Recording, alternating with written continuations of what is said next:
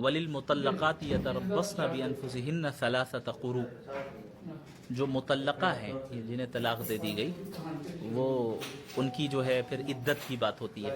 بھئی طلاق ہوئی تو اب ایک عدت گزارنی ہے، تو 3 قروء عدت گزاریں گے. 3 قروء. اب آپ جب جائیں گے آپ قروء کی ٹرانسلیشن دیکھیں گے.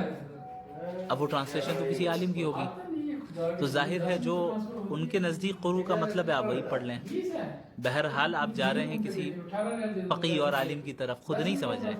اب آپ اگر ڈکشنری کھولیں قروء کو، تو قروء میں کے 2 معنی ہوتے ہیں، طہارت بھی اور ناپاکی کے ایام، یعنی جسے حیض کہتے ہیں وہ بھی.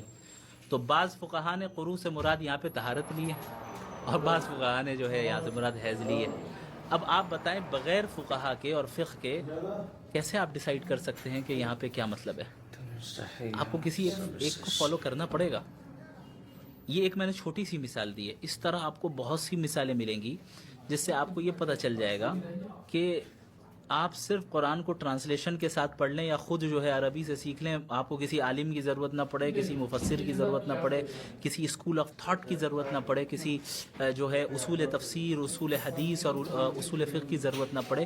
یہ بہت ہی بچکانہ سی وہ چیز ہے، یعنی یہ بہت ہی جو سپرفیشیل نالج رکھتا ہے اسلام کا، میں سمجھتا ہوں کہ اس کے ذہن میں یہ چیز آتی ہے.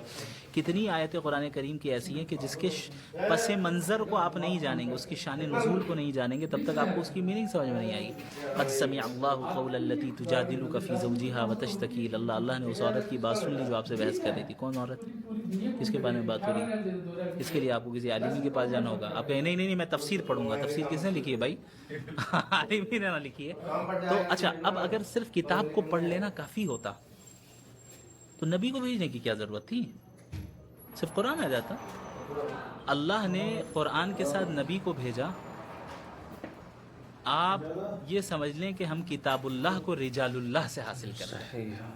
کتاب اللہ کو رجال اللہ سے حاصل کرتے ہیں. صحابہ نے سیکھ لیا نبی سے. اب تو چلیں قرآن محفوظ